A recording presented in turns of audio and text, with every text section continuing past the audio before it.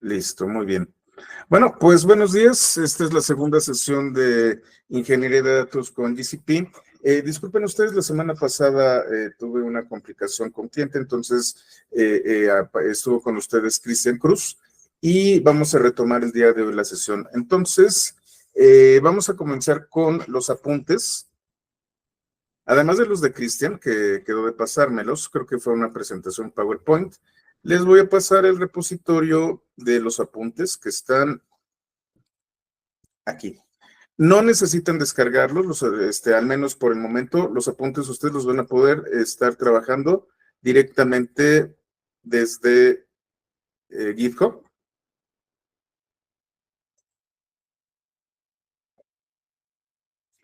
Y vamos a comenzar, ¿ok?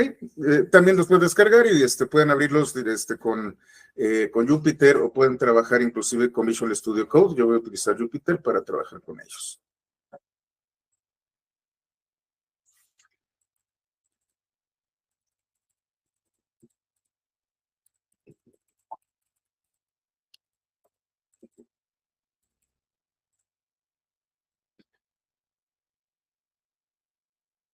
La semana pasada, Cristian les dio una pequeña introducción sobre cómo es el ciclo de vida del dato.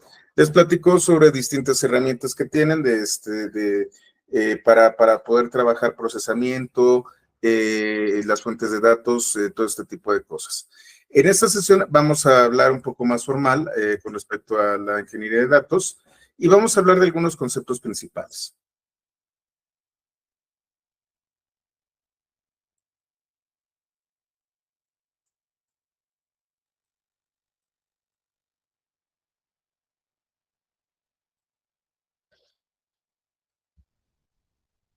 Dejen abro. Aquí está. CP 311, aquí está. Muy bien, ¿qué es la ingeniería de datos? La ingeniería de datos es una especialidad que se enfoca en el diseño, construcción y mantenimiento de sistemas para la recopilación, almacenamiento, transformación y análisis de datos, que por lo general son grandes volúmenes. Los ingenieros de datos trabajan con una variedad de tecnologías y herramientas para crear infraestructuras de datos escalables y confiables que permitan a las organizaciones obtener información valiosa de sus datos. A mí me gusta utilizar el ejemplo del capibara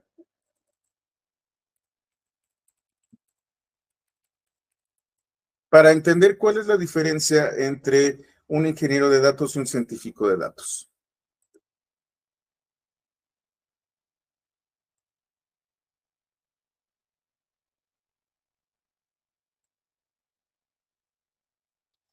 Nosotros tenemos un data lake, que puede ser un data store. Ahorita platicamos de lo que es un data store. Tenemos al ingeniero de datos que se sumerge en este data lake y es el que lleva al científico de datos a la otra orilla. No significa que sea un trabajo más importante, significa que hay que colaborar. Un ingeniero de datos se encarga, como su definición lo dice, en diseñar, construir y darle mantenimiento a sistemas que realicen estas tareas. Recopilación de datos, que también se conoce como ingesta, almacenamiento, transformación en donde hay procesos de limpieza y calidad de datos y analítica de grandes volúmenes de datos.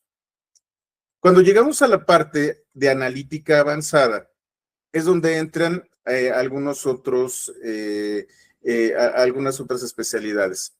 Por ejemplo, tenemos a las personas que hacen Business Intelligence, que se encargan de los data warehouses, de utilizar estas estructuras relacionales, perdón, estructuras tabulares, y generan información e inclusive visualizaciones.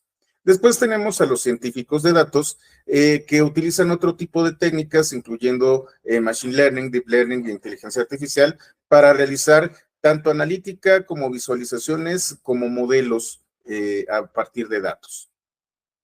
Y bueno, tenemos también a la gente de base de datos, las convencionales, que se encargan de generar queries y de generar estructuras relacionales. Los ingenieros de datos trabajan con una variedad de tecnologías y herramientas para crear, y eso es también muy importante, infraestructuras de datos. Ahorita vamos a ver lo que es una infraestructura de datos.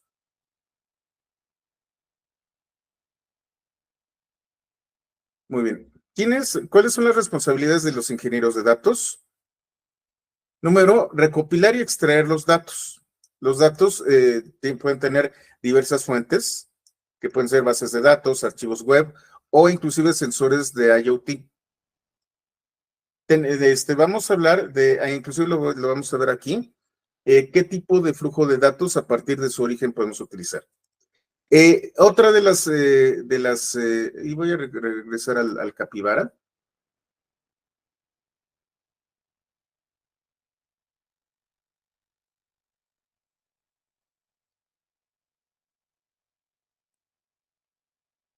La realidad, y esto es algo que comentamos con todos los clientes, de hecho, una de las especialidades de Qualtop es el tema de los datos, la ingeniería de datos y muy recientemente el tema de gobernanza de datos.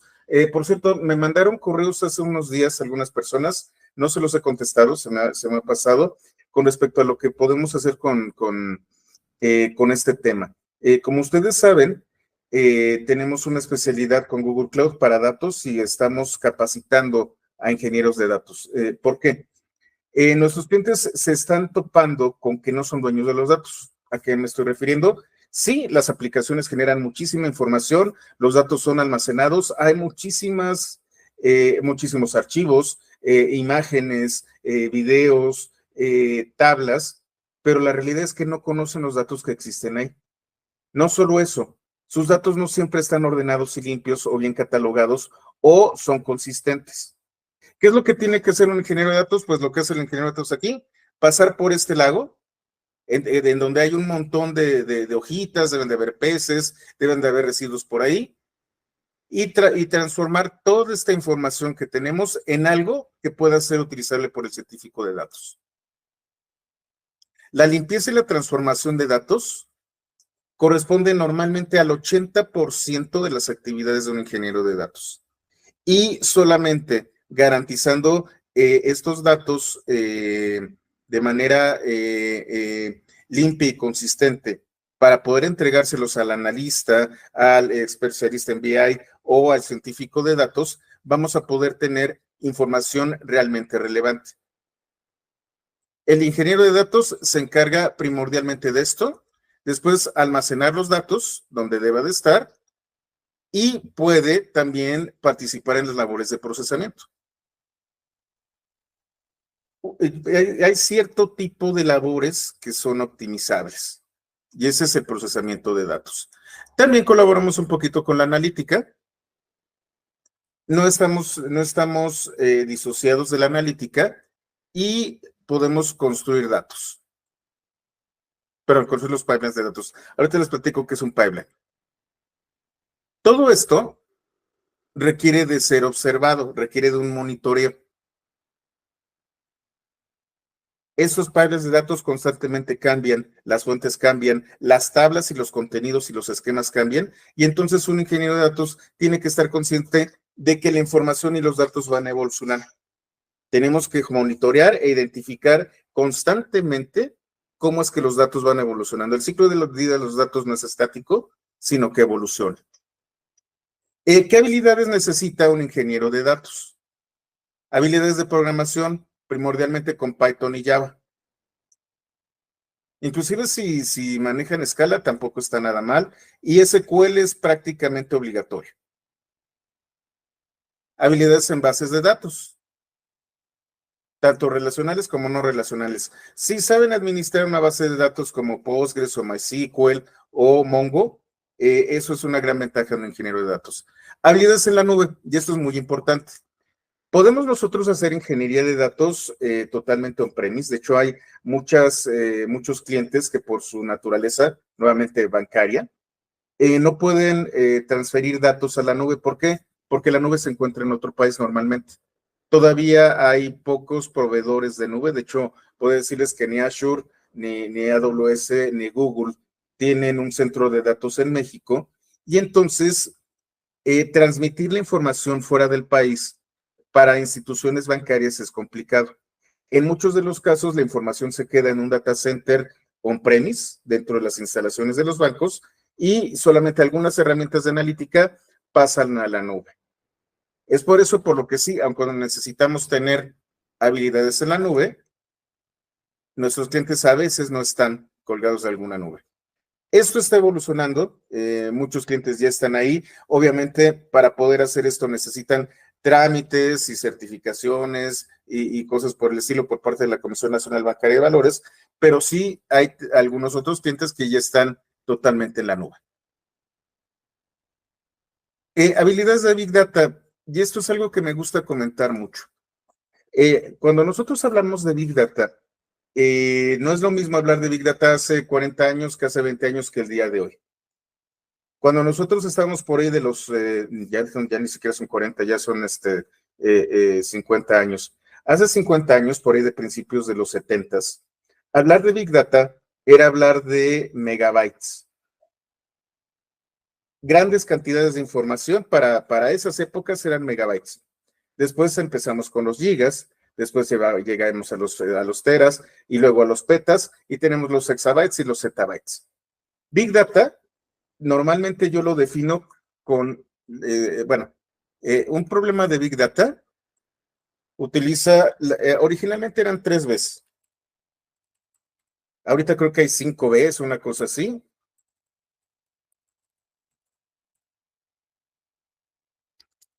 Tenemos 5 Bs para definir Big Data. El volumen de los datos, déjenme lo coloco aquí.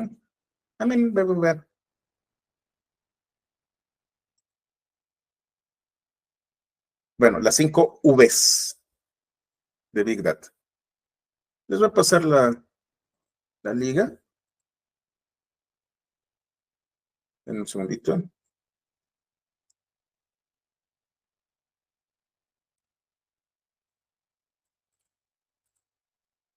Listo.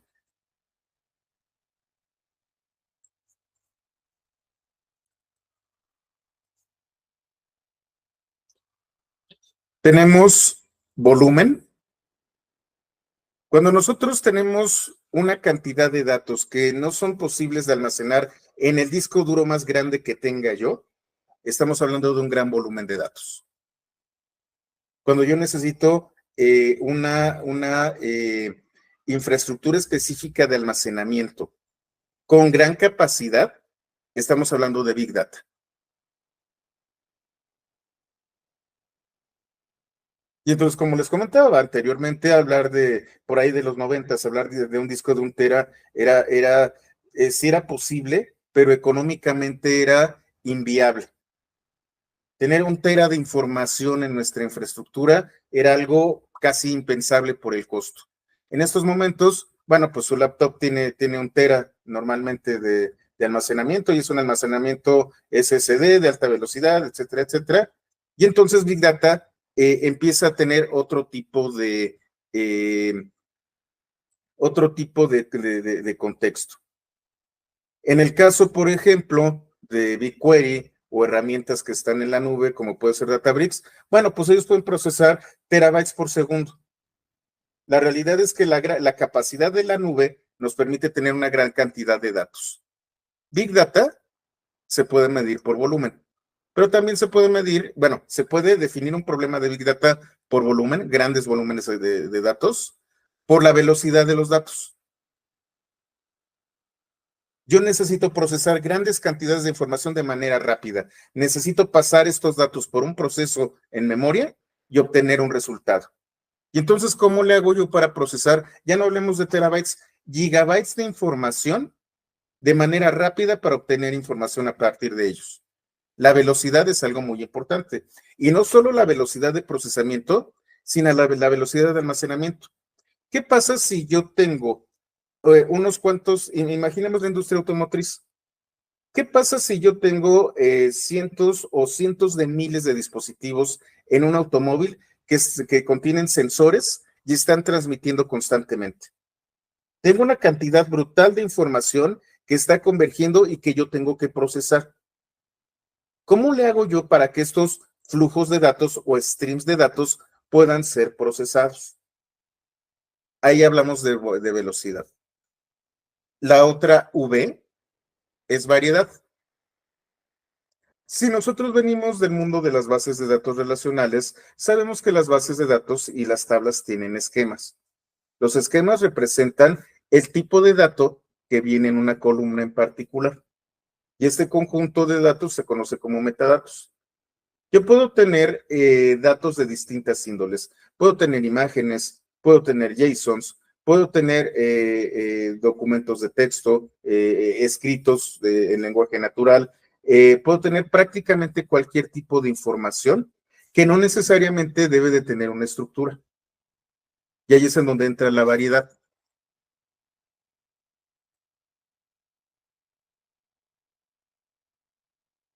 Y no solo eso, sino como lo ven aquí ustedes, yo puedo tener múltiples fuentes.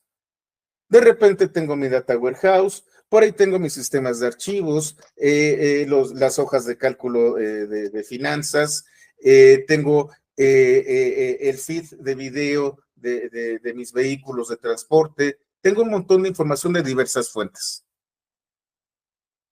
Originalmente, estas eran las 3 Vs de Big Data: volumen, velocidad y variedad, pero se empezaron a añadir Vs. La cuarta V es veracidad. Veracidad equivale a calidad. ¿Qué tan consistentes son mis datos? ¿Qué tan limpios están? ¿Qué tanto están contaminados con otro tipo de información? ¿Son consistentes mis datos? Y entonces tenemos la cuarta V. Y la quinta V es valor. Se van a encontrar en mucha bibliografía, por ejemplo, si ustedes buscan IBM,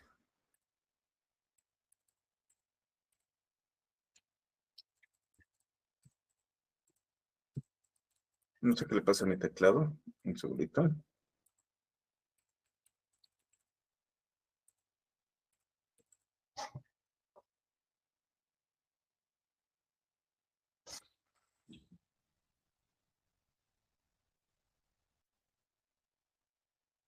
Y por ejemplo, este texto de 2017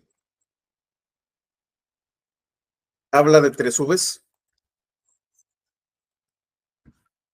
Otra vez, volumen, velocidad y variedad. Estas eran las 3 Vs originales y les han aumentado.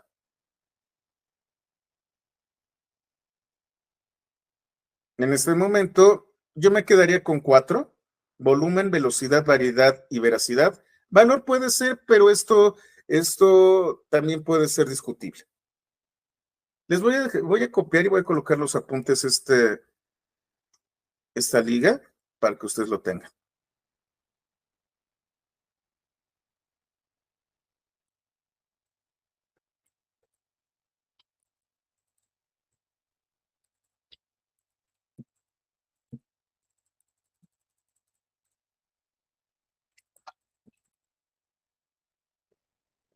Y aquí voy a hacerles algunos temas de Big Data. Como les comentaba, Big Data evoluciona y hay distintas herramientas con las que yo puedo atacar el tema de Big Data. La nube, y sobre todo los proveedores de nube, tienen una cantidad brutal de servidores con una cantidad increíble de almacenamiento, con sistemas en red, con anchos de banda también bastante grandes. Esto significa que nosotros tenemos los recursos del proveedor de nube, es decir, podemos utilizar la infraestructura que nos está ofreciendo este tipo de proveedores como Google, como Amazon o como AWS. Ustedes se imaginarán que, bueno, parece casi interminable la cantidad de recursos que se pueden utilizar. El término de Big Data, desde un punto de vista de nube, ya deja de tener sentido. Cuando nosotros hablamos de Big Data en la nube, nos damos cuenta de que no es tan grande. Y aquí voy a darles unos ejemplos. Como ustedes saben, estas capacitaciones son internas y podemos hablar de algunos clientes. Cuando nosotros hablamos de grandes cantidades y grandes volúmenes de datos, pues vamos a hablar de nuestro cliente que utiliza el mayor número de datos, que es el SAT. Estamos hablando de terabytes y petabytes de información que tienen que ser procesados. Son millones de transacciones las que se hacen diariamente de facturación. Todo esto tiene que ser procesado por el SAT, obviamente para motivos fiscales. Originalmente ellos tenían su infraestructura on-premise utilizando herramientas de cierto proveedor y decidieron migrar. Esta migración dio por resultado el proyecto de nube más grande de Latinoamérica con respecto a datos que está sobre la plataforma Azure.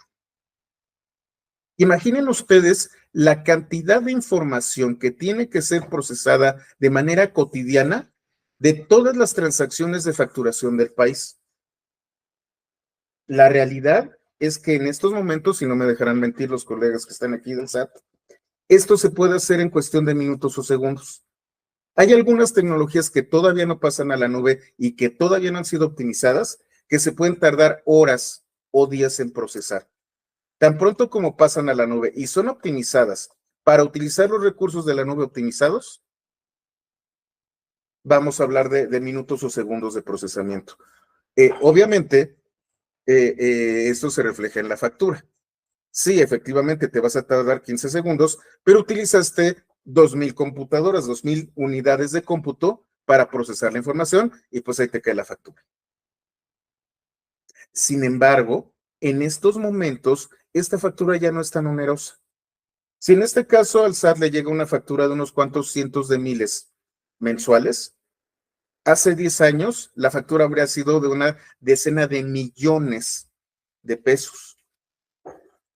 El uso de la nube y conforme el cómputo ha avanzado, hace que este tipo de procesamiento y el concepto de Big Data se diluya y sobre todo el costo y la accesibilidad de estos recursos se haga mucho más fácil, se democratice el uso de grandes cantidades de datos. ¿Hasta aquí alguna duda? ¿Todo bien? ¿Estamos en orden? Perfecto. Voy a continuar hablando de Big Data. Como ustedes ven aquí, se habla de Hadoop, Spark y Kafka. Si ustedes recuerdan, nosotros ya trabajamos con Spark. De hecho, hubo PySpark, luego Scala con Spark y luego SQL con Spark. Spark es una herramienta de analítica en memoria. Cuando nosotros hace 15 años hablábamos de Big Data, prácticamente el sinónimo era Hadoop.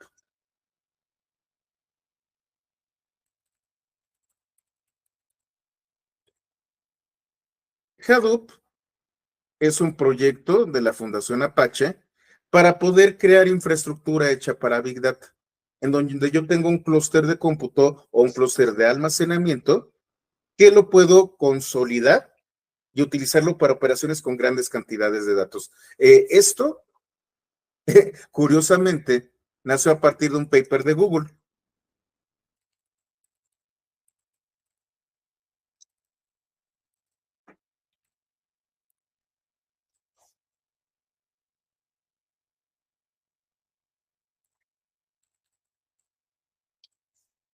Y fíjense las fechas, creo que es 2004. Y también se los voy a colocar en el chat.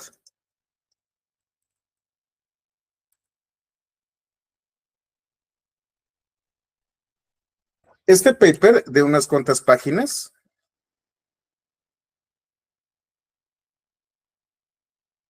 en donde ustedes podían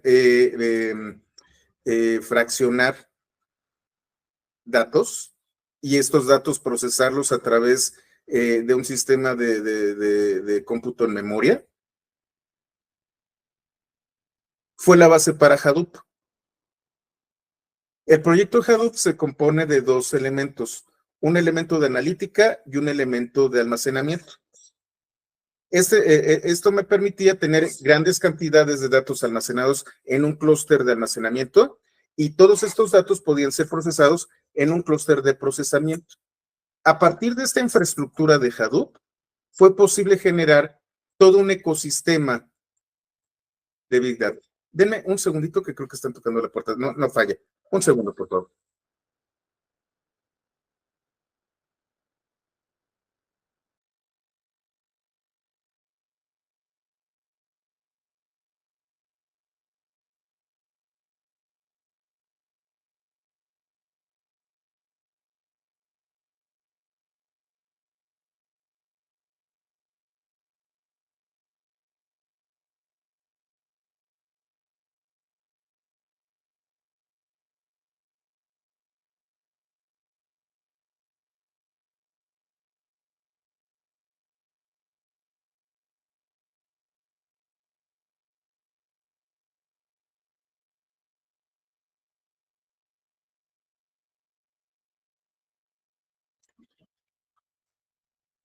Listo, mil disculpas. Hadoop tiene todo un ecosistema.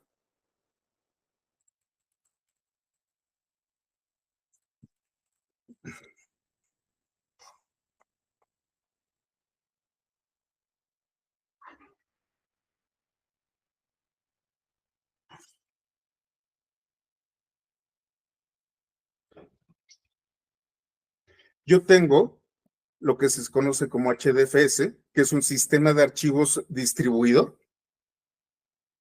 Es decir, yo puedo tener varios equipos de cómputo exclusivamente para almacenamiento y estos equipos de cómputo van a guardar los datos de Big Data. Una de las características de HDFS es que podía garantizar operaciones ACID y sobre todo podía de manera muy eficiente garantizar alta disponibilidad. HDFS dentro de una infraestructura on-premise es la mejor manera de realizar Big Data. Y por el otro lado tenemos YARN, que es el componente de cómputo en memoria. Se van a encontrar en mucha documentación algunos otros proyectos, como por ejemplo Zookeeper. Zookeeper es un orquestador, es el que permite enviar las tareas y monitorear toda esta red, todo este clúster de Big Data. Tenemos Flume, que se encarga de las bitácoras y los logs. Tenemos Scoop, por ejemplo, y tenemos ciertas herramientas. HBase es una especie de almacenamiento columnar. Y vamos a hablar un poco de Hive. Hive es un sistema de almacenamiento. Primero se utilizaba para realizar ciertas instrucciones de SQL. Para hacer consultas dentro de Hadoop. Hive se conoce también como un metastore.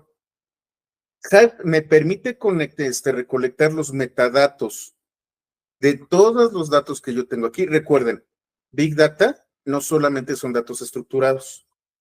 Y Hive se encarga de guardar la relación y la historia de los metadatos de toda la información que yo tengo aquí. Hive se vuelve muy interesante cuando nosotros hablamos de temas como, y vamos a hablar de ellos, linaje de datos y gobernanza de datos y data mesh. Cuando yo hablo de un metastore, prácticamente estoy hablando de Hive. A partir de aquí, yo tengo muchísimas otras herramientas. Ahora, con el paso de tiempo, recuerden, esto se basó en este paper, este componente de procesamiento empezó a mostrar limitaciones.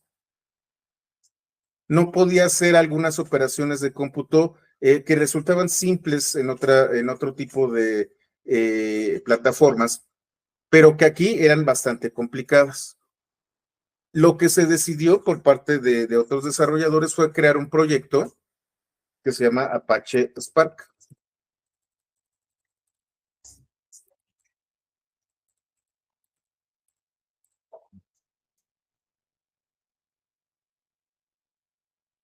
Este es el loguito. Apache Spark sustituye a Yarn, permite tomar el control de todo este clúster de cómputo y generar analítica y cómputo en memoria. Los creadores de Apache Spark se dieron cuenta de que esto era un buen negocio y crearon una empresa que se llama Databricks.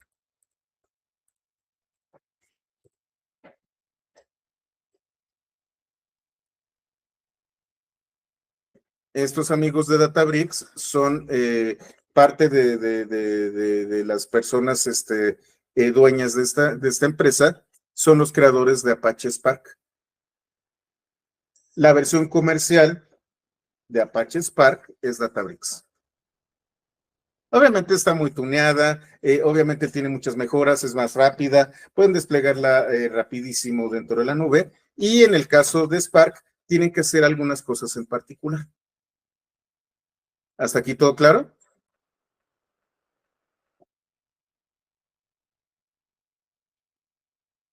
Perfecto. ¿Qué más tenemos? Habilidades de análisis de datos. Y aquí es en donde a veces como que quedamos un poquito cojos. Conocimientos de estadística, aprendizaje automático y minería de datos. Cada uno de estos es una especialidad. Aprendizaje automático no es lo mismo que minería de datos. Y les voy a pasar un par de recursos que son gratuitos. El libro de Machine Learning que se utilizaba hace 5 años y que era el libro para todos los científicos de datos, también se los mostré cuando hablábamos ahí se me fue el nombre, de Machine Learning, se llama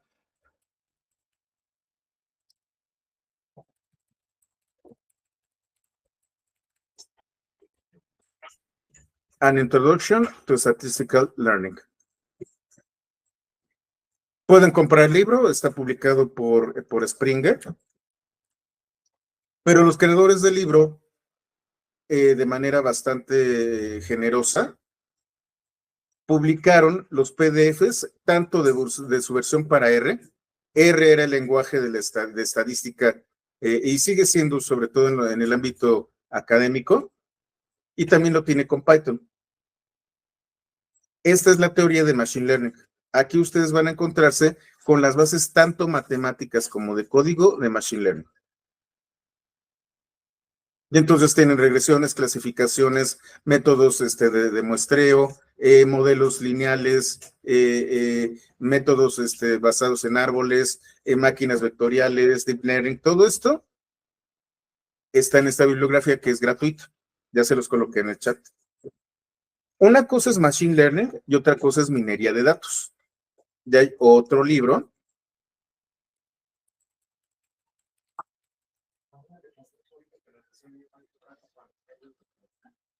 Este de aquí, Data Mining a Machine Learning. De hecho, antes solamente era Data Mining. También es gratuito. Tienen acceso al PDF. No, al libro en línea. Creo que no es el PDF. Aquí está. Y aquí pueden ver. Ah, miren, aquí está. Es por partes.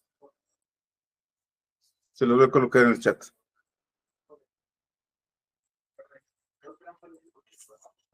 Esos dos libros son la base para los temas tanto de Machine Learning como para los de ingeniería, minería de datos. Se los recomiendo mucho. Ah, y también lo voy a colocar aquí de una vez. Voy a colocar aquí los libros.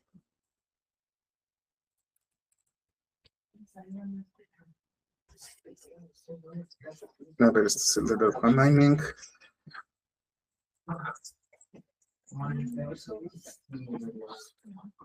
Un momentito, déjenme los coloco aquí para que los tengan todos los apuntes. Y voy a ver el de estadística.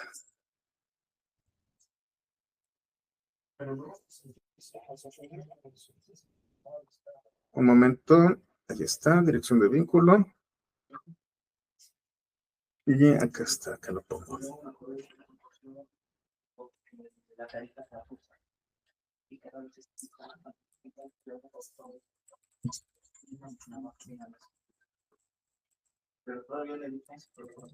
Listo, ya está.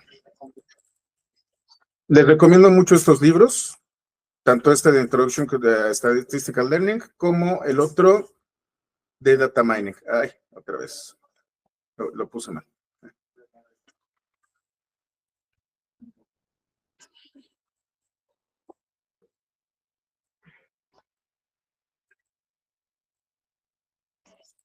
Listo, ahora sí ya debe estar. Oh, qué caray. Bueno, ahorita lo arreglo para que no nos perdamos.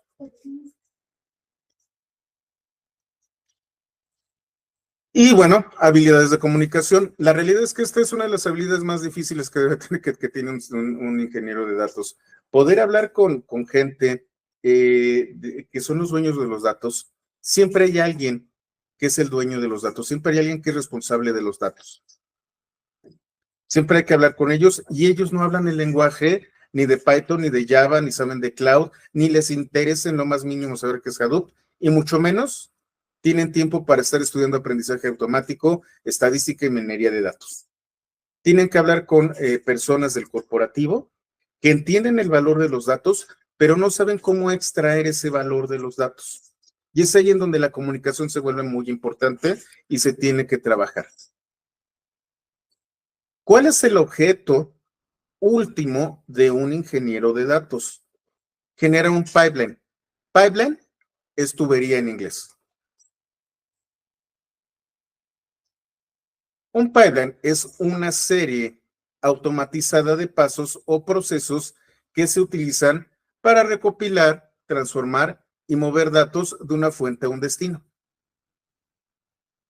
Suena muy fácil.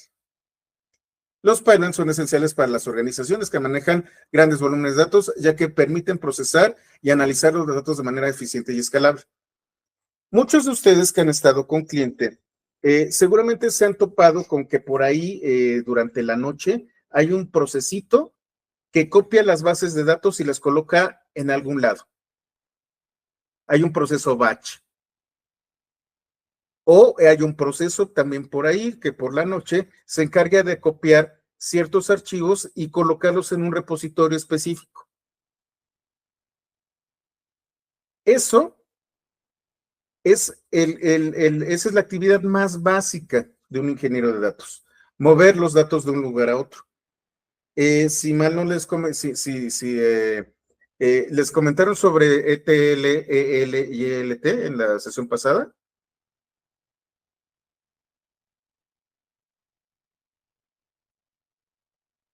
Ok, voy muy rápido. La operación de un ingeniero de datos más simple es EL.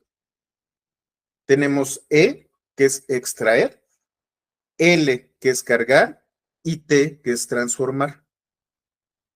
Pasar de una fuente a un destino es EL. Extraigo los datos, simplemente copio, y L, pego. Control C, Control V. Como yo les comentaba, bueno, los datos así crudos a lo mejor no me van a servir. Yo necesito limpiarlos, necesito ordenarlos, necesito quitarle las cosas que sobran, formatearlos para que puedan funcionar. No solamente es una cuestión de copiar y pegar, sino que hay que arreglar los datos. Y es ahí en donde entra E, T de transformación y L de carga. Tomo los datos, antes de guardarlos, los ajusto, los corrijo y los preparo, y luego los cargo en el destino donde alguien, un analista, los puede tomar. Eso es ETL. Como les comentaba, Big Data cambió muchas cosas. Yo puedo dejar para después la transformación. Y entonces yo tomo los datos de todas sus fuentes, los coloco en un repositorio central, que puede ser un data lake, y posteriormente hago las transformaciones sobre ese data lake. Eso se conoce como ELT. Extraigo, ahora sí, control C, control V, y conforme yo vaya necesitando lo transformo. ¿Sí les platicaron de eso? Y bueno, normalmente, espero no aburrirlos porque siempre lo digo cuando hablo de ETL contra ELT, les doy esta diferenciación. Seguramente quienes han estado aquí ya la han escuchado, espero que no se me aburran. Y utilizo mucho la metáfora de mi ropa limpia. Imagínense que ustedes acaban de regresar de la lavandería o tienen ahí su lavadora y traen su canasta con ropa. Ya la ropa está limpia y acaba de salir de la lavadora. Bueno, está seca, acaba de salir de la secadora. Ahora lo que ustedes tienen que hacer es meterla en el closet. Una persona normal, responsable y ordenada, lo que va a hacer es tomar las camisas, doblar las camisas y colocar las camisas donde deben de estar, los pantalones donde deben de estar y los calcetines donde deben de estar, todo muy ordenado. Esta operación de tomar de la canasta, ordenar, doblar y acomodar posteriormente es ETL.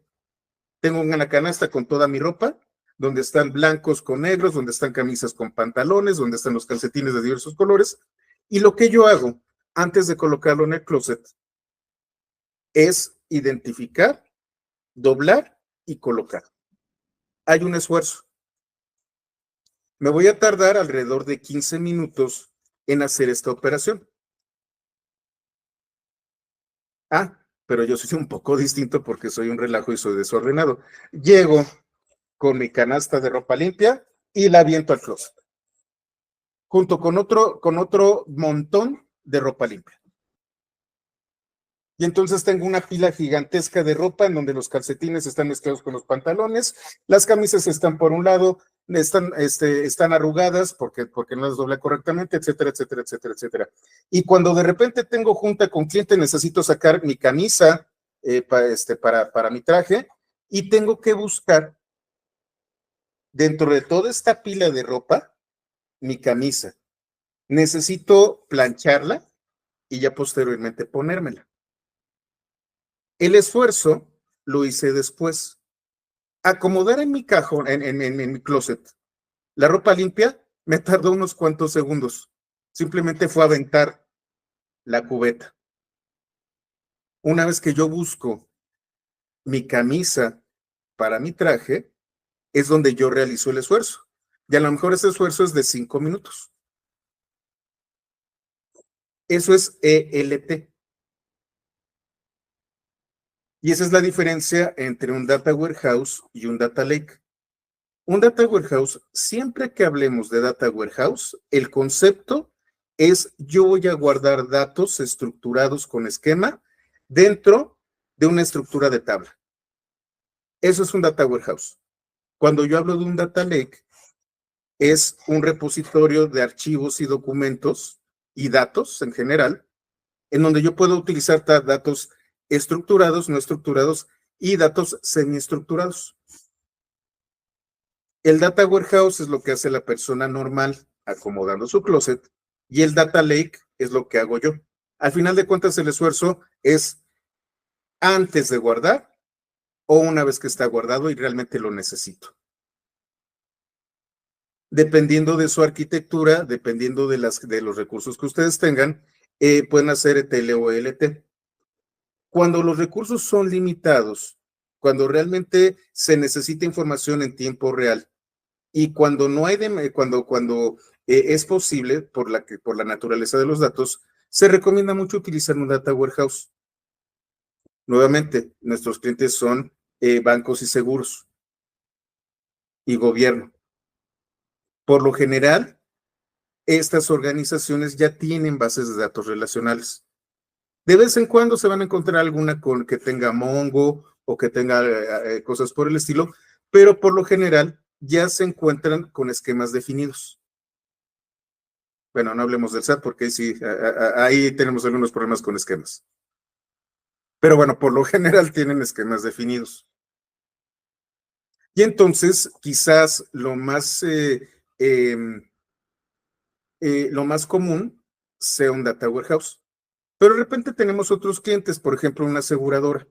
La aseguradora va a tener fotos de siniestros, va a tener contratos, va a tener reportes, va a tener imágenes de facturas, va a tener un montón de datos.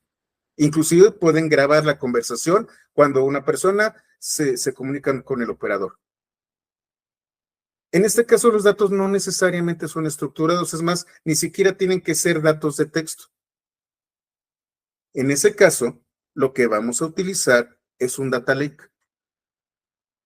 Estas decisiones son decisiones de arquitectura y esas decisiones las hacemos nosotros, los ingenieros de datos.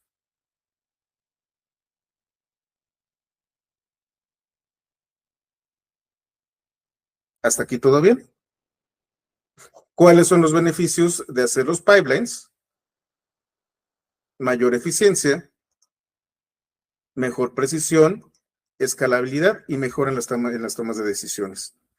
Anteriormente había una persona que le daba el teclazo o que ejecutaba la consulta en SQL o que se encargaba de copiar y pegar mediante FTP. En el mejor de los casos había un sysadmin que tenía un cron que a cierta hora hacía las operaciones de copiado y pegado y tenía un script en Bash viejito que era el que se encargaba. O utilizaba, por ejemplo, ustedes han de haber escuchado Control M para los sistemas viejos. O utilizaban, por ejemplo, Connect Direct de IBM. O utilizaban FTP. Algunos por ahí, inclusive me ha tocado ver que todavía utilizan Telnet para transmitir información, lo cual no se recomienda. Eso era lo que antes hacía un ingeniero de datos. La realidad es que ahora hay herramientas mucho más poderosas. Y entonces vamos a hablar un poco de la diagramación. Voy a estar trabajando con diagramación durante estas sesiones que nos quedan. Tenemos un diagrama de dominios en donde yo puedo identificar aquellos elementos, aquellos componentes que van a conformar mi pipeline. Nosotros tenemos fuentes de datos, en donde podemos identificar el tipo de los datos, la ubicación de los datos y qué tanto se actualiza. Esto es muy importante. Y aquí vamos a hablar otra vez de la naturaleza de los datos.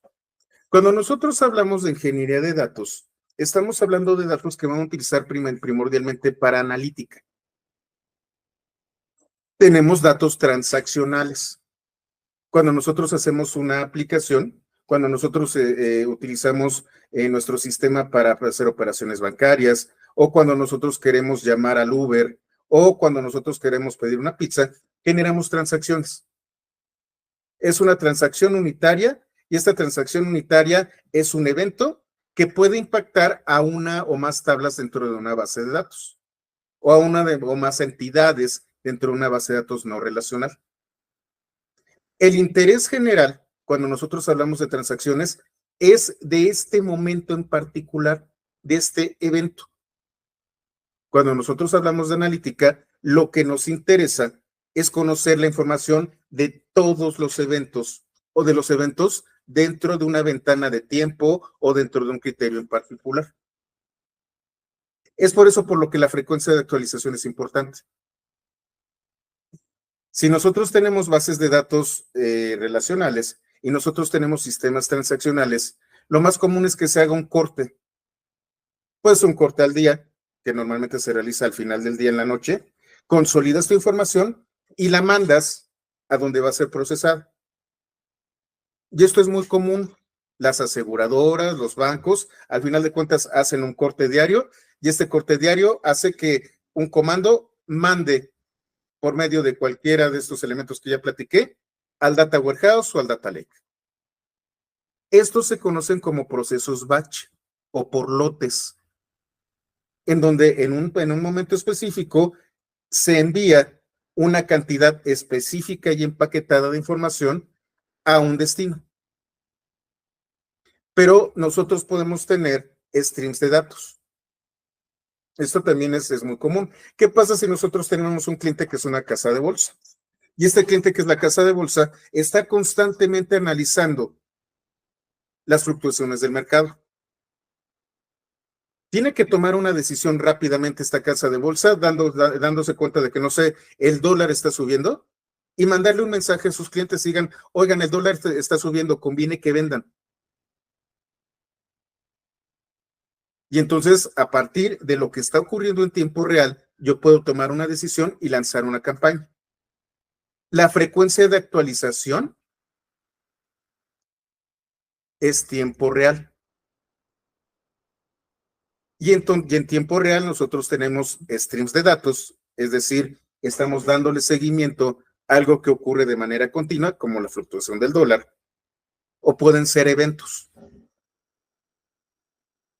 ¿Y cómo cachamos nosotros este tipo de temas de tiempo real? Bueno, a través de un gestor de eventos o a través de un sistema de gestión de mensajería. Vamos a ver. ¿Se está entendiendo? Muy bien. También tenemos los formatos de datos. A veces nos mandan JSON, a veces nos mandan XMLs, a veces nos mandan CSVs o algún otro tipo de formato. Existen formatos específicos para el tema de Big Data. Seguramente han escuchado de Parquet o de Feather o de, ay, se me fue el nombre del de IBM. Ahorita me acuerdo.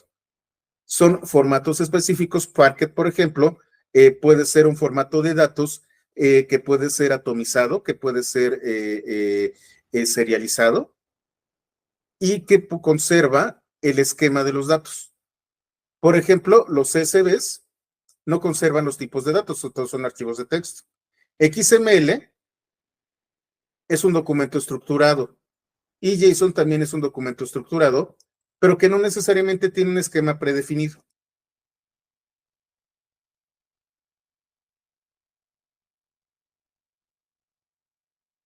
Y bueno, yo sé que a muchos ingenieros de datos científicos de datos les causa ronchas, pero pues el formato de datos más utilizado, no nos hagamos tontos, no está aquí. A ver, abro, así es, Cristian, gracias. ¿Cuál es el formato de datos más utilizado?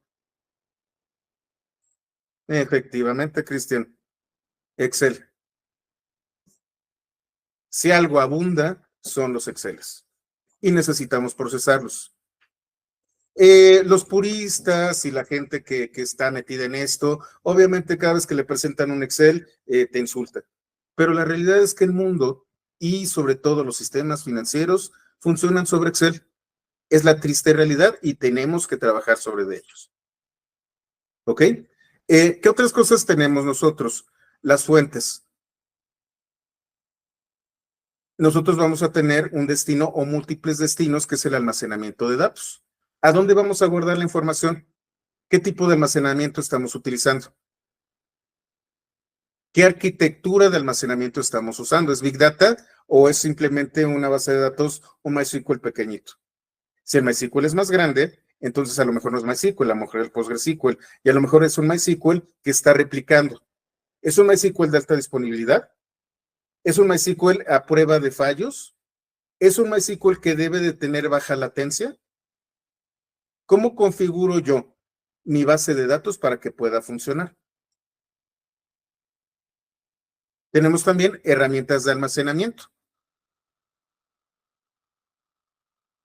¿Cómo lo vamos a hacer? Vamos a utilizar un clúster de Apache Hadoop con HDFS. Vamos a guardar en buckets de Amazon o de Azure. ¿Y cuáles van a ser las reglas para la conservación y el ciclo de vida de los datos en estos almacenamientos? Yo tengo los datos transaccionales, tengo los datos del día, tengo los datos del mes, tengo los datos históricos y tengo los datos de auditoría. ¿Qué reglas aplico para que los datos, conforme va pasando el tiempo, caigan dentro de una categoría? Y otra vez es un tema de costos. O cuando de plano digo, ¿sabes qué? Estos datos ya están muy viejos, ya no los necesito para la contabilidad, ya pasaron 5 años, puedo desecharlos. Esto es lo que yo tengo que ver en el almacenamiento de datos. Y tenemos las herramientas de procesamiento de datos, en donde tenemos elementos de limpieza, de transformación, de enriquecimiento o de normalización, es decir, estandarización. Tenemos herramientas de analítica, que estas son las más excitantes de estos días, donde yo puedo tener entornos de análisis como puede ser una notebook. Esto que ustedes están viendo aquí en pantalla es una notebook en donde yo puedo colocar texto y puedo añadir código.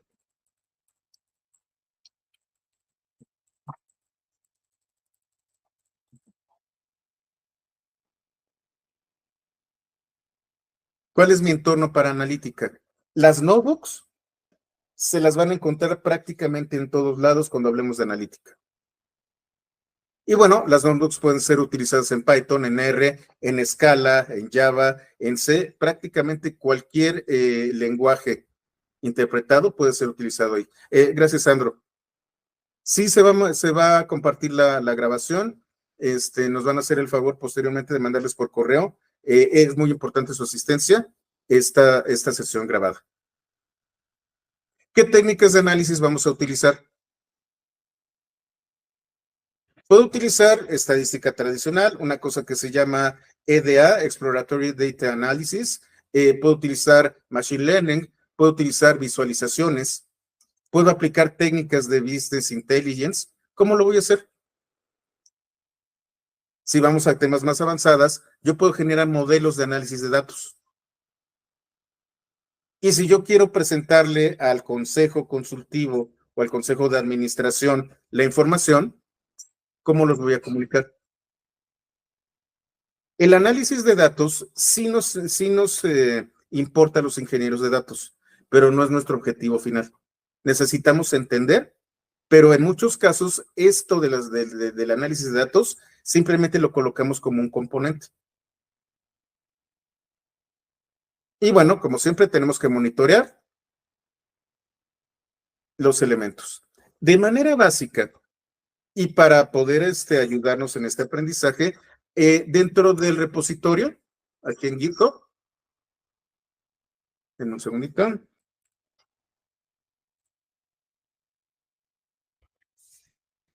donde dice recursos, les coloqué un diagrama que se llama plantilla pipeline.draw.io.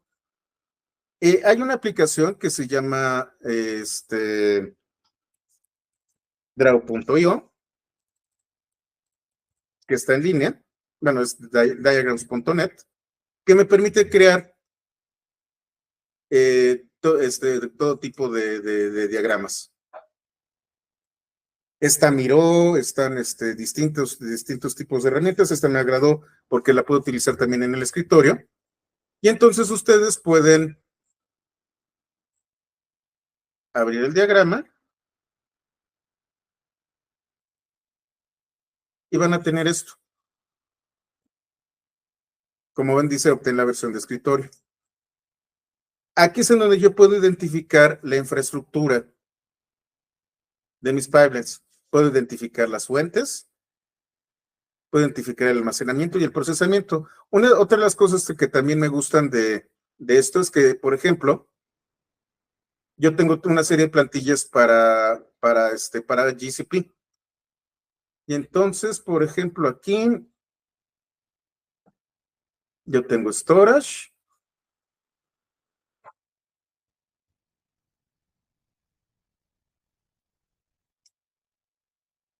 Y entonces aquí en almacenamiento le digo, ¿sabes qué?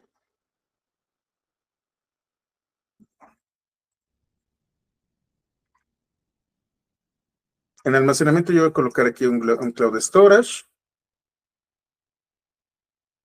Mi fuente, por ejemplo, va a ser no sé,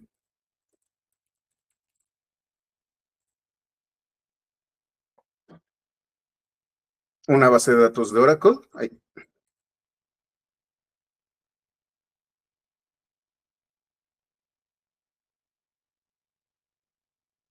Y van a ser archivos CSV.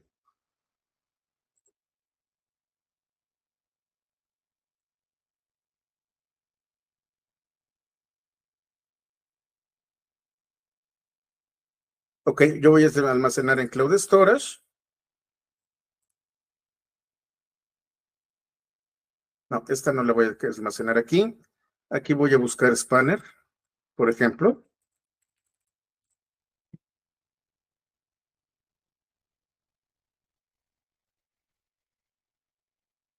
Y ahora sí, mi base de datos relacional.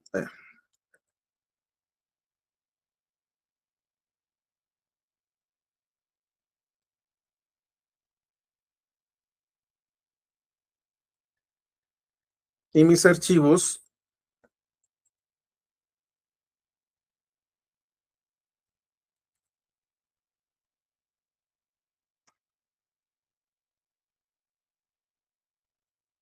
Van aquí a Cloud Storage. Y en procesamiento, por ejemplo, yo voy a tener también Cloud Spanner. Si ustedes se fijan, yo puedo almacenar y también procesar. Cloud Spanner es una base de datos relacional.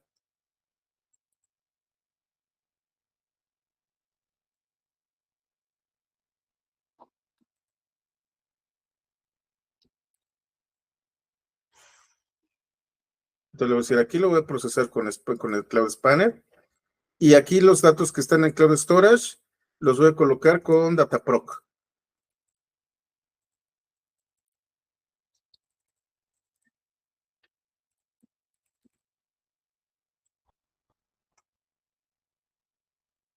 Y entonces este es el loguito de Dataproc. Y entonces de este almacenamiento,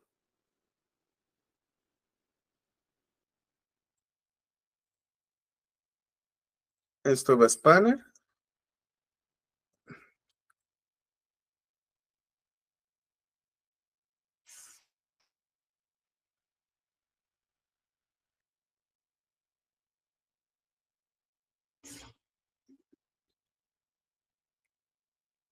Y aquí de Dataproc, lo que yo voy a hacer, tengo otra herramienta, no sé, ya lo procesé. Además, ya después de procesado, lo convierto en una base de datos relacional.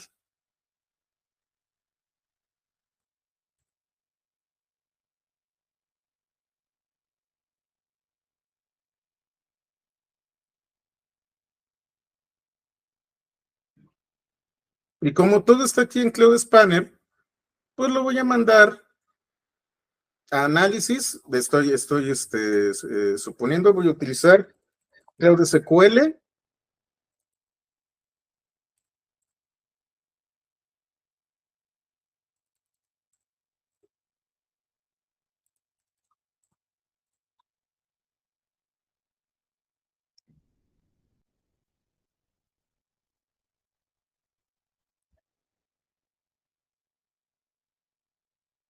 Y lo voy a mandar aquí.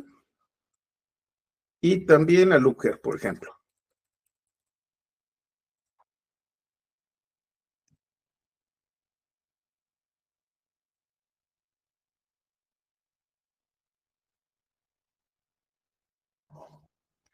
Y así de manera muy rápida y horrorosa,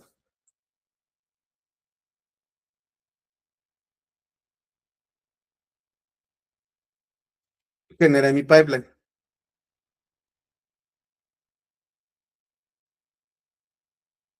Esta es una manera de hacerlo, y aquí yo estoy definiendo los recursos y cómo están funcionando. Este es un diagrama base, ustedes lo pueden modificar. La realidad es que únicamente se los estoy dando como referencia, es lo más básico que se van a encontrar, y a partir de aquí ustedes pueden generar un diagrama de un pipeline simple. Y está aquí en recursos, dentro del repositorio. Tengo que quitar este porque este es provisional. Y entonces ustedes tienen algo así. Ahora bien, yo puedo utilizar diseños más avanzados que son los que se conocen como DAX. La gente de Gentera, y si anda por ahí Marco, pues todo el tiempo habla de DAX.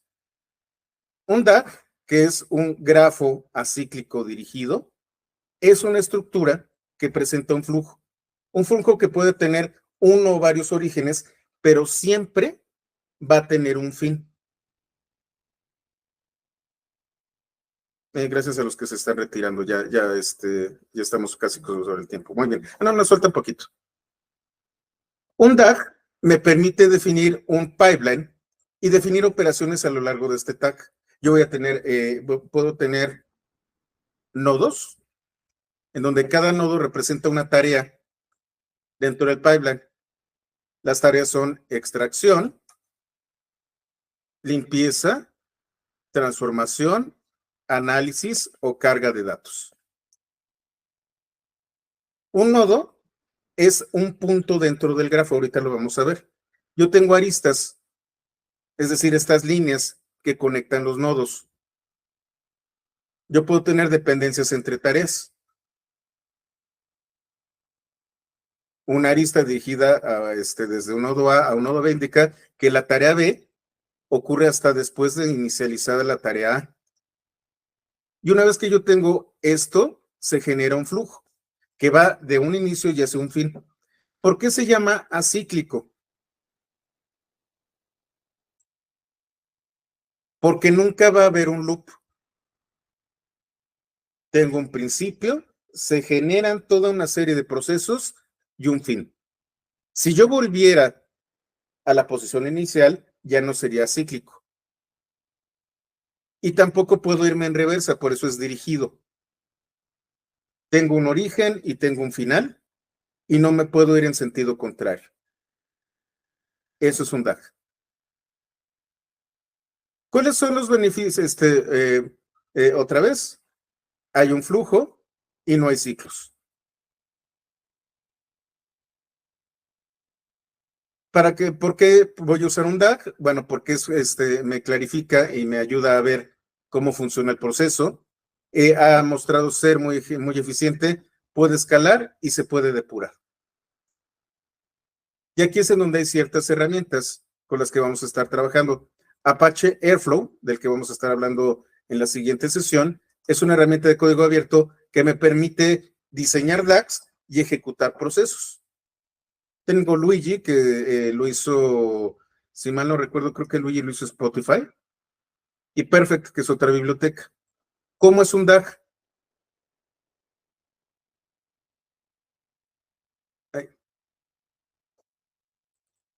Es lo que ven ustedes aquí. Tengo un inicio, cada uno de los elementos de estas cajitas de diversos colores son los nodos. Yo tengo estas flechas, si ustedes se fijan, y creo que no puede ser más grande, si ustedes se fijan, estas flechas van en un solo sentido. Cada una de estas flechas significa una actividad. Si se fijan, dice Start, luego dice Get PDF, o sea, tengo la información del PDF, acá busco la página 38, la 37, la 35, la 36 y la 39 y proceso la imagen. Identifico tablas o párrafos, extraigo encabezados, extraigo datos de la tabla, los combino y saco los datos de la página. Esto es un DAG. Al final de cuentas, Airflow está programado en Python. Una vez que yo termine este programa en Python que define el DAG, este es el resultado visual. Creo, si mal no recuerdo, ya di un curso de Apache Airflow. Déjenme ver si lo recuerdo y si no, lo vuelvo a dar. Y bueno, ¿qué herramientas son las que yo puedo utilizar dentro de Google Cloud Platform? Voy a abrir la consola.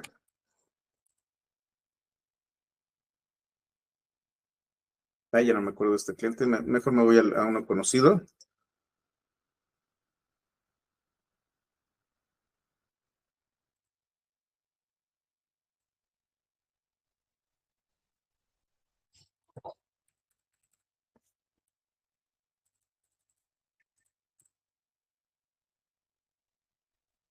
Esta es la consola de Google Cloud Platform.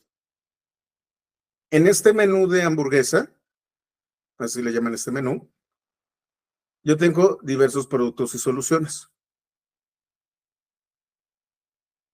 Si me voy a más productos, voy a tener todo un listado que está clasificado. Por ejemplo, tengo los productos de procesamiento de datos. Si se fijan, hay uno de procesamiento por lotes. Yo puedo utilizar Google para realizar procesamiento por lotes. Cómputo distribuido, serverless,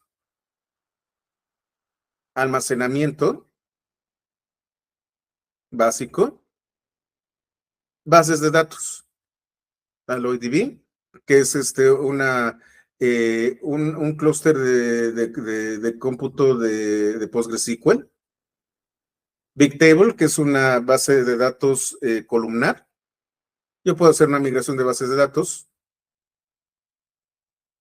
Tengo un data store, ahorita platicamos de esto. Firestore, que es un sistema de almacenamiento para entidades similares a JSON. Memory Store, que me permite generar un caché de memoria.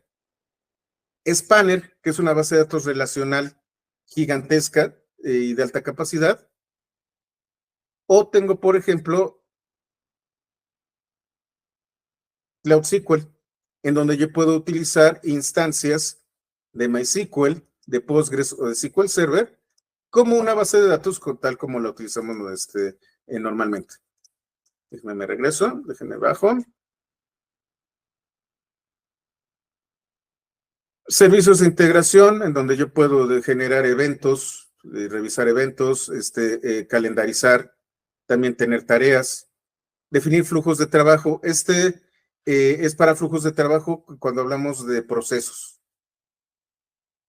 Mi gestor de APIs, algunas conexiones de Internet, integración de aplicaciones, herramientas de redes, voy más para abajo, observabilidad, operaciones, CICD, y aquí está análisis. Si ustedes se fijan, tengo una gran cantidad de elementos para análisis. ¿Qué proyectos o qué productos son los que me permiten a mí generar DAX? Bueno, uno de ellos es Composer. Composer me permite utilizar un servicio serverless que está basado en Apache Airflow. Tengo Dataproc, y aquí es en donde hablamos de Big Data. Dataproc lo que va a hacer es generar un clúster de cómputo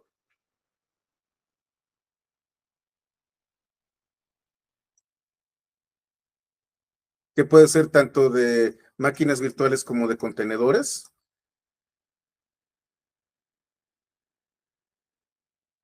De cierto tipo,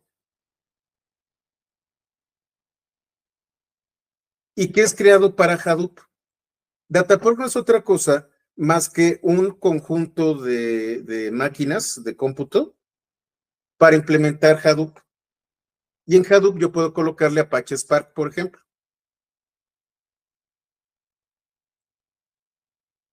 Les había comentado, Hadoop se utiliza para on-premise, pero lo primero que hizo Google fue generar un clúster de cómputos, de máquinas virtuales, para trabajar en el ecosistema de Hadoop. Yo tengo un Metastore, que es donde guardo los metadatos. Y fíjense, puedo meterle a Anaconda, puedo colocarle a Hive, puedo meter notebooks de Jupyter. Tengo otras notebooks que son de Zeppelin. Puedo utilizar una herramienta de SQL llamada Trino, Zookeeper, Ranger, Flink, Docker. Yo puedo añadir esos componentes del ecosistema de Apache, de Spark. Y cuando lo creo, voy a generar un conjunto de máquinas virtuales creadas específicamente para hacer operaciones con Hadoop. Si ustedes tienen un cliente que tiene Apache Spark o que tiene su Hadoop y que ya hizo una inversión de Big Data y quiere migrar a la nube, lo más fácil es configurar un clúster de Dataproc. Obviamente esto tiene un costo, son máquinas virtuales que están trabajando. Obviamente esto es tecnología que traigo lo que yo tengo en on-premise y lo voy a trasladar única y exclusivamente, nada más, a la nube. Todo lo que yo tenía aquí dentro de mi clúster de Hadoop, lo estoy pasando a Dataproc. Esta es la primera herramienta. Si le doy crear, se va a crear el clúster y a partir del momento en que se creó, si no lo apago, me va a empezar a cobrar. Así que no lo voy a hacer. Nosotros tenemos clientes que utilizan Dataproc. Sí puedo hablar de los clientes públicos, pero no de los privados. Una empresa especializada en el tema de seguros utiliza Dataproc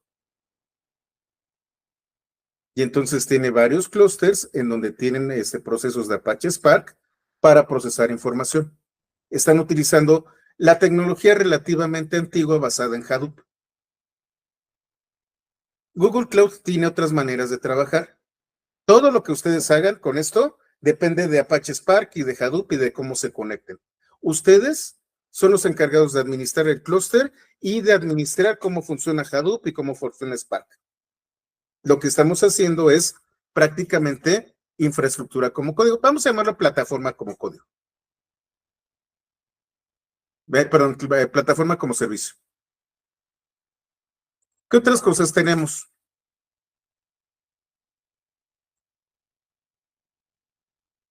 Como les comento, Composer, que me permite hacer pipelines. PubSub, que me permite identificar eventos y generar, eso también lo vamos a ver, no sé si nos dé tiempo. PubSub me permite utilizar este patrón de transmisión de datos. Existen varios patrones de transmisión.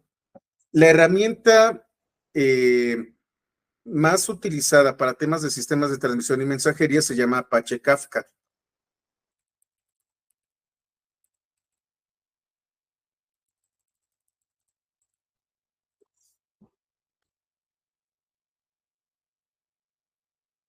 Y ustedes pueden, PubSub es solamente uno de varias maneras de transmitir. Hay varios patrones de transmisión. También tenemos, por ejemplo, RabbitMQ.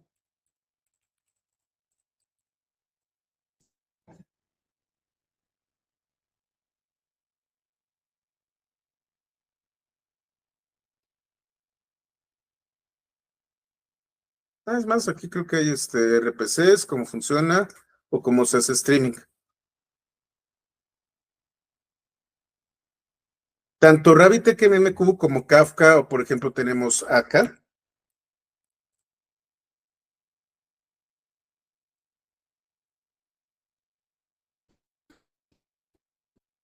Son sistemas que me permiten manejar flujos de datos, que me permiten inclusive manejar transmisión de datos. Existen diversos patrones. El único patrón que está implementado aquí es PubSub, Publisher Subscriber. También vamos a hablar de esto. No estoy seguro de que lo veamos mucho detalle, pero les voy a hablar de esta herramienta. Tenemos Dataflow. Dataflow es otro sistema de DAX. Composer solamente funciona para procesos batch. Dataflow funciona tanto para procesos batch como para procesos de stream. Tenemos una herramienta para transmisión de datos en donde puedo conectar y que puedo conectar a PubSub, por ejemplo. Tengo Dataplex, que me permite generar la gobernanza, historia y linaje de datos. Y aquí está. DataPrep es una herramienta gráfica.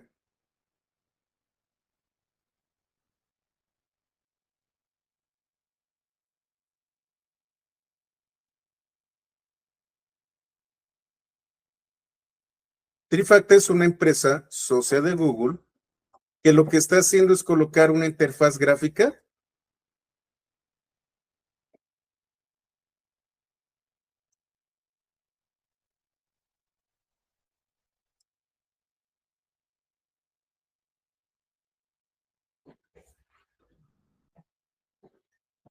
Tarda un poquito.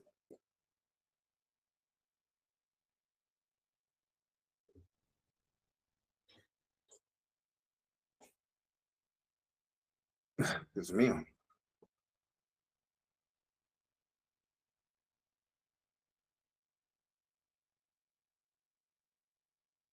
Y entonces yo puedo crear un nuevo flujo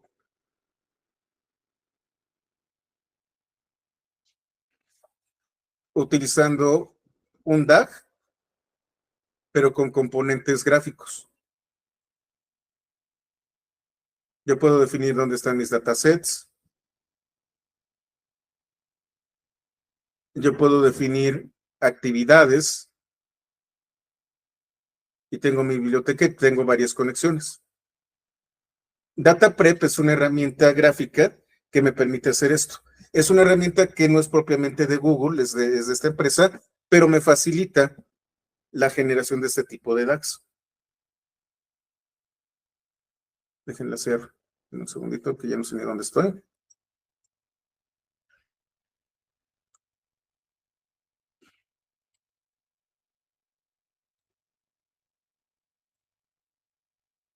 Yo tengo varios flujos, por ejemplo, de analítica.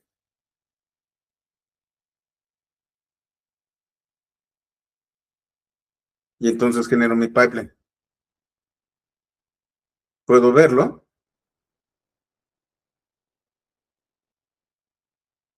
y maneja lo que se conoce como recetas.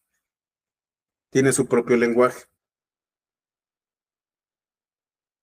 Inclusive, si se fijan, también puedo generar versiones de estas operaciones. Obviamente eso tiene un costo y vale la pena verlo. De hecho, es parte del examen del examen de certificación, conocer esta herramienta. ¿Qué otras herramientas tenemos? Data Fusion.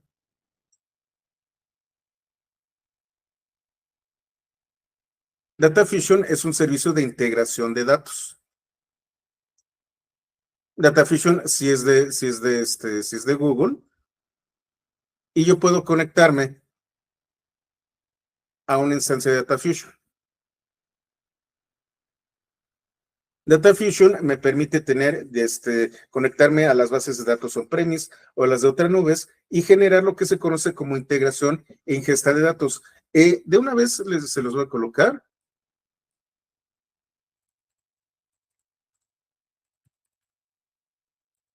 ¿Qué es ingesta y qué es integración de datos?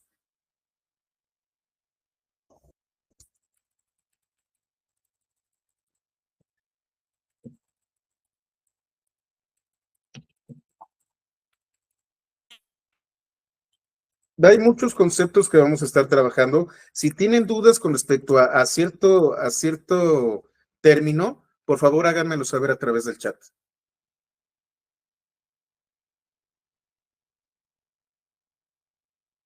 Una ingesta de datos es el proceso de recolectar y transferir datos sin procesar de diversas fuentes. La integración en el caso de la integración combina, unifica y armoniza datos de diferentes fuentes para crear una vista única y consistente. Ingesta, de hecho, ingerir es tragar, es comer. Te metes los datos, te retacas los datos. Integrar los datos te conectas a una API o a una Enterprise Integration Bus o utilizas estos patrones para acceder a los datos, combinas, unificas y preparas los datos.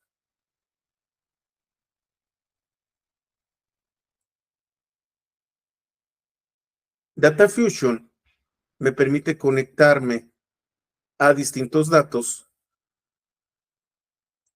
creo una instancia,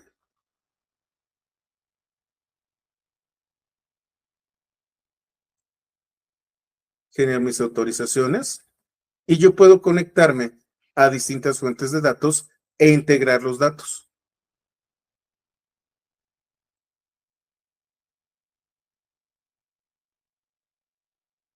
Déjenme, me regreso a los apuntes.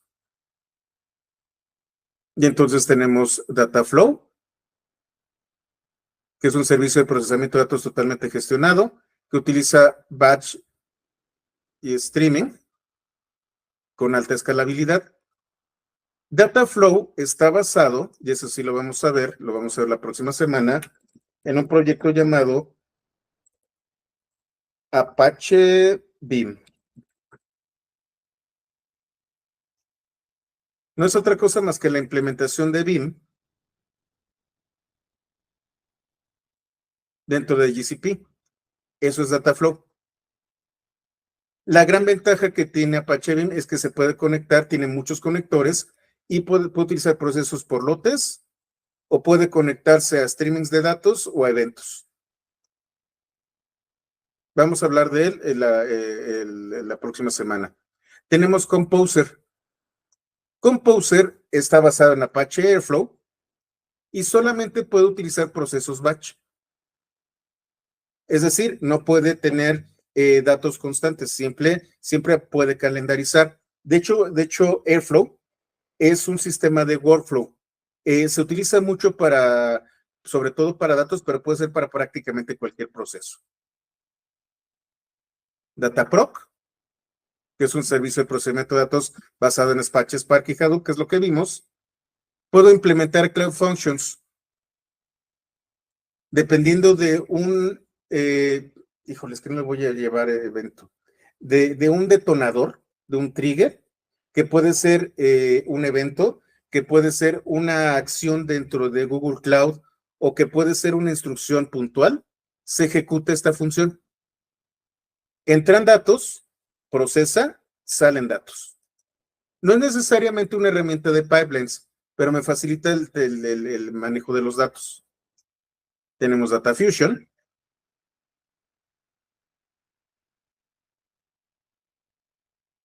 Y son las herramientas primordiales que nosotros tenemos dentro de GCP. Les comento, esto que estoy haciendo aquí es primordialmente como un apoyo para el examen de certificación de Google Cloud, para el Data Engineer. No les va a dar todas las respuestas, pero sí los va a orientar hacia dónde van las cosas. Tómenlo en cuenta. Gracias, Miguel. De hecho, ya casi terminamos. Las personas, por favor, que estén interesadas, mándenme ¿quién está el día de hoy aquí por parte de THDO?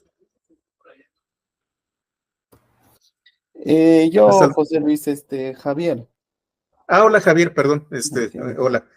Si ustedes necesitan saber un poco más de este plan de ingeniero de datos para las certificaciones, por favor, búsquenlo. O busquen Aldair, mándenle un correo. No sé si nos puedes dejar tu correo, por favor. Sí, claro, se los dejo en el chat. De igual manera, les anexo también el número de WhatsApp para cualquier cosa, pues ahí están esos canales. Así es, ya tenemos un grupo de WhatsApp para el grupo de estudio y normalmente si ustedes tienen una duda respecto a esta certificación, generamos una cita y yo me encargo personalmente de atenderlos para dudas de esta certificación. Es muy importante y es el motivo de ser de esta capacitación. Es una pequeña ayuda que los prepara de manera muy básica, pero al menos les da los conceptos básicos a esta certificación.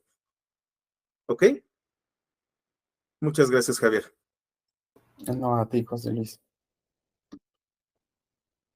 Aquí tenemos la documentación de Composer, de Dataflow, Dataproc, Functions, BigQuery, etcétera, etcétera.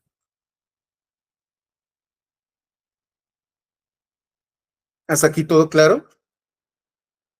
Estas herramientas que nosotros tenemos aquí pueden controlar estos flujos de los datos. Pueden hacer integraciones, pueden detectar eventos, pueden hacer consultas a través de procesos batch, me permiten generar pipelines de datos. Todas estas herramientas están disponibles y nosotros vamos a decidir cuál utilizar. Por ejemplo, otro cliente, un banco, decide utilizar Composer. He visto a otros clientes que de manera mucho más fácil y para hacer sus integraciones utilizan Data Fusion. Y tenemos clientes que ya tenían una inversión en Hadoop que utilizan Dataproc. Esto es también bien importante y es parte del examen. El examen les va a colocar estos productos y les va a decir, bueno, este es el problema, el cliente tiene estas condiciones, ¿qué utilizarías y cómo lo utilizarías? Esas son las preguntas de examen. Entonces tienen que aprenderse qué es Composer, qué es Dataproc, qué es Cloud Functions y trabajar con ello. Si ustedes se dan de alta, van a tener acceso a Cloud Skill Boost. la versión gratuita, bueno, de partner, que hace que los laboratorios sean gratuitos.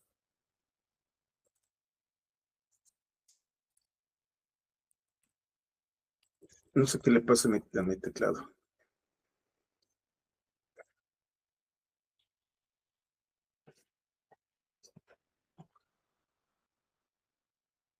Y tengo rutas de aprendizaje. Por ejemplo, la ruta de aprendizaje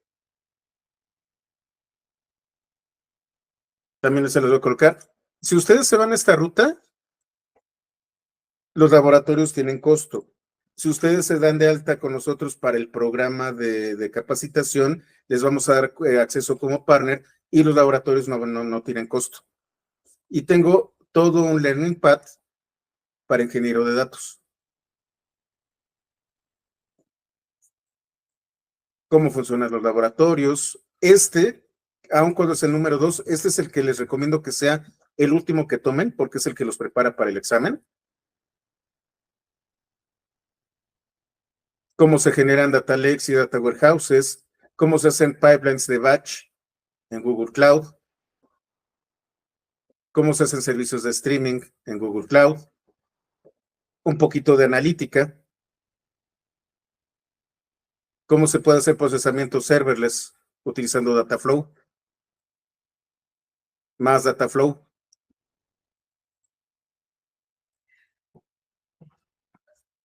más Dataflow. Como ven, Dataflow es bastante importante. Y bueno, un poquito de Machine Learning y análisis de datos. Estos de aquí, bueno, BigQuery y cómo funcionan los data warehouses, cómo es la ingeniería de datos en Google Cloud y cómo hacer data mesh. Aquí ustedes van a tener videos instruccionales, van a tener cuestionarios de avance para validar su avance y van a tener laboratorios. Les recomiendo que sigan el PAT. Sí cuesta trabajo, requiere de tiempo y esfuerzo, está en inglés, pero vale la pena. Y cuando ustedes hagan el examen, cuando estén listos, el fin de semana antes, repasen el 02. De hecho, ya me toca renovar mi certificación. El 19 de abril de 2022, me certifiqué. Mi certificación vence esta semana. La tengo que renovar. Y lo que voy a hacer es tomarme un par de días y revisar este material de estudio. Esto que les estoy dando a ustedes es material adicional basado en el conocimiento que tengo del examen y de lo que está aquí. Es un auxiliar dentro de este esfuerzo para que podamos certificarnos como ingenieros de datos. ¿Todo bien hasta aquí? Muy bien, vamos a dejarlo aquí. La próxima semana vamos a trabajar con herramientas de almacenamiento. Vamos a hablar de lo que son los data stores. Vamos a hacer un pequeño pipeline. Vamos a hablar de Apache Beam y vamos a hablar de, posiblemente, si me da tiempo, de Airflow. Y en la última sesión vamos a hablar de BigQuery y de ciertas herramientas para analítica.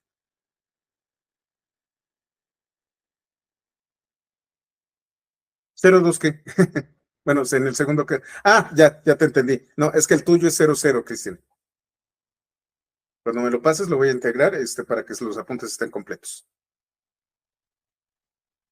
Bueno, entonces terminamos un poquito antes. Es lo común. Normalmente no me tomo las 2 horas, a menos de que sea necesario. Los apuntes otra vez se los voy a colocar.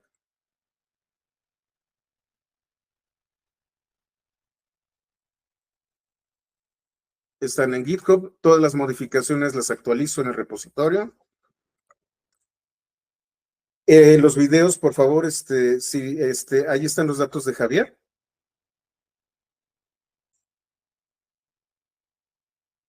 En el chat. Y no olviden hacer la evaluación. Ok, y bueno, con eso terminamos. Déjenme dejar de grabar.